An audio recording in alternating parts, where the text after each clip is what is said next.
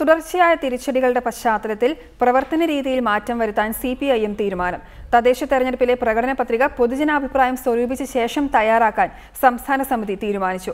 അതേസമയം ബാർ ഉടമകൾക്ക് വേണ്ടി അറ്റോർണി ജനറൽ ഹാജരായത് സർക്കാരും ബാർ ഉടമകളും തമ്മിലുള്ള ഒത്തുകളിയുടെ ഭാഗമാണെന്ന് കോടിയേരി ബാലകൃഷ്ണൻ ആരോപിച്ചു.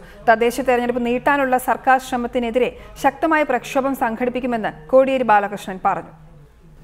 തെരഞ്ഞെടുപ്പുകളിലുണ്ടാകുന്ന തുടർച്ചയായ തിരിച്ചടികളുടെ പശ്ചാത്തലത്തിലാണ് തദ്ദേശ തെരഞ്ഞെടുപ്പിൽ ജനങ്ങളിലേക്ക് ഇറങ്ങാൻ CPIM പുതിയ വഴികൾ തേടുന്നത്.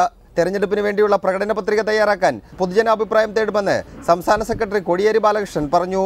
ഇങ്ങനെ ജനങ്ങൾ കേന്ദ്രീകരിക്കുന്ന പ്രദേശങ്ങളിലെല്ലാം ഇതിനു വേണ്ടിയുള്ള പ്രത്യേക ബോക്സ് സ്ഥാപിക്കും. തെരഞ്ഞെടുപ്പ് നീട്ടാനുള്ള സർക്കാർ നീക്കത്തിനെതിരെ സംസ്ഥാനമുടനീളം പ്രക്ഷോഭം സംഘടിപ്പിക്കുമെന്നും കോടിയേരി പറഞ്ഞു.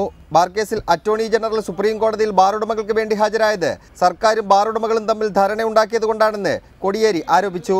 അരുവിക്കരയിൽ BJPക്കെതിരെ പ്രചരണം നടത്തുന്നതിൽ വീഴ്ച സംഭവിച്ചുവെന്നും കോടിയേരി സമ്മതിച്ചു.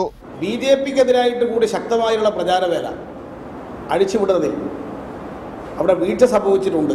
CPIയുമായി ലയിക്കാൻ കുറച്ചുകൂടി സമയം വേണമെന്ന് ഗൗരിയമ്മ ആവശ്യപ്പെട്ടതായും കോടിയേരി അറിയിച്ചു. റിപ്പോർട്ടർ തിരുവനന്തപുരം.